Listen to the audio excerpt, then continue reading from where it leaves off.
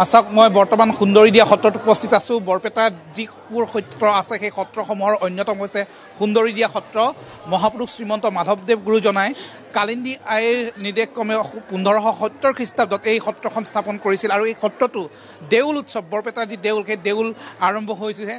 বৰপেটা কীৰ্তন ঘৰেই হওক বা পাটবাউসী সত্ৰই হওক, অন্যান্য সত্ৰত যিদৰে দেউলৰ নীতি নিয়ম সেই একে নিয়মৰে হৈছে। কিছু সময় পূৰ্বে এই সুন্দৰীদিয়া সত্ৰত বাপুসকলৰ প্ৰসংগ শেষ হৈছে। গতিকে বাপুসকলৰ প্ৰসংগ শেষ মানে এতিয়া গোসাঁই ফাকুৱা দিব, অৰ্থাৎ এতিয়া সকলোৱে হোলী খেলিব পাৰিব, ফাকুৱা দিব পাৰিব, হোলী গীত গাব পাৰিব।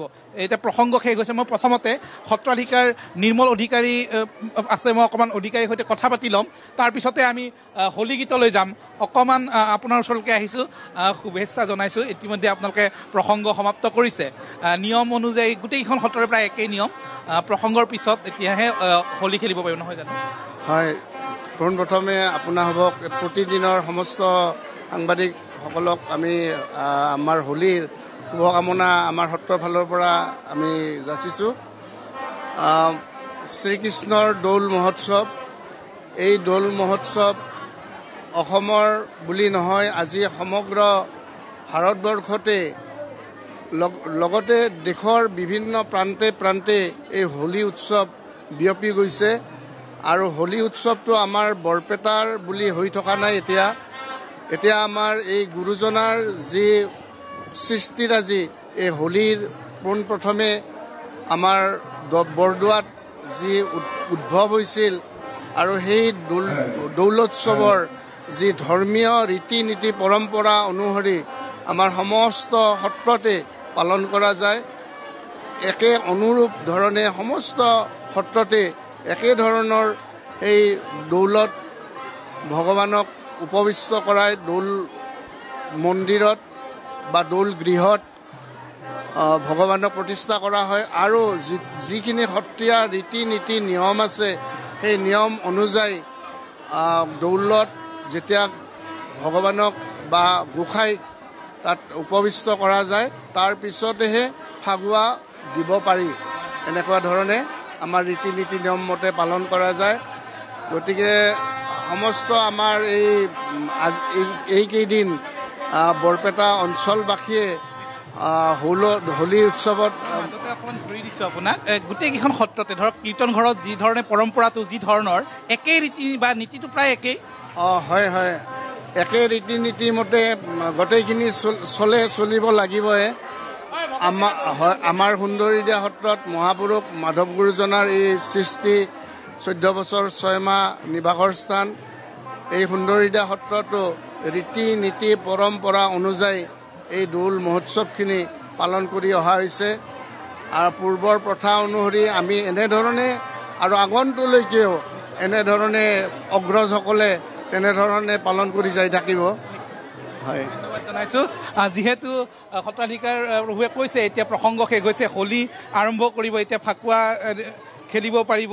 গতিকে আমি এই প্ৰসংগ শেষ হোৱাৰ লগে লগে যিসকল আছে সমবেত হৈছে সেই সুন্দৰীদিয়াৰ আশে পাশে থকা যুৱক যুৱতী বা অন্যান্যসকল, তেওঁলোকে ইতিমধ্যে হোলীৰ বাবে সাজু হৈছে। হোলী গীত গাব, তাৰ লগে লগে তেওঁলোকে আৰম্ভ কৰিব। মই অকণমান ডেকা দল এটা সাজু হৈ আছে, হোলী আৰম্ভ কৰিব পাৰি। প্ৰসংগ শেষ হৈছে, নিয়ম অনুসৰি আপোনালোকে এতিয়া আৰম্ভ কৰিব পাৰে, নহয় জানো?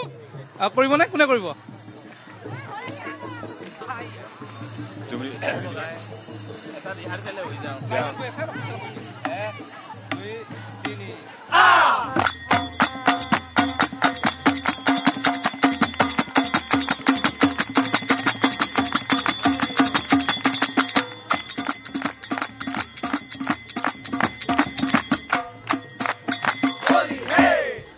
কোকিলে কুহৰে মধু পিয়া সখী, তৰুণী ফাগুনে নাচে যাচে অমিয়া।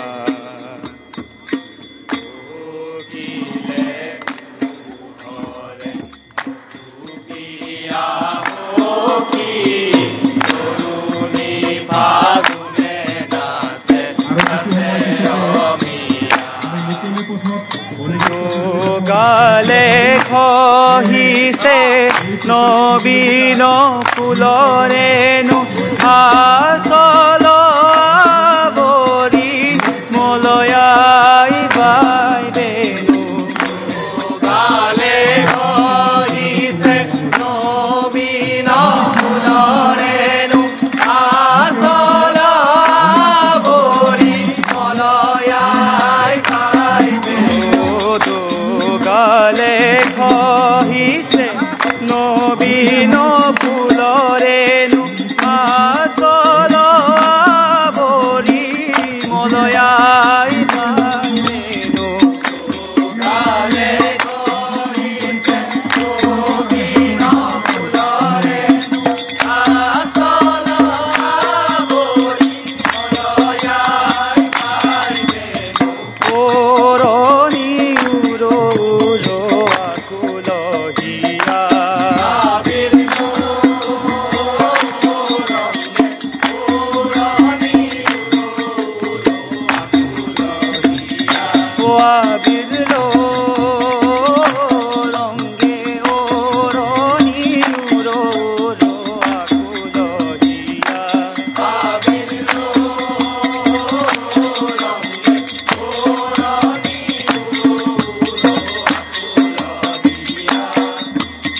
তৰুণী ফাগুনে নাচে নাচে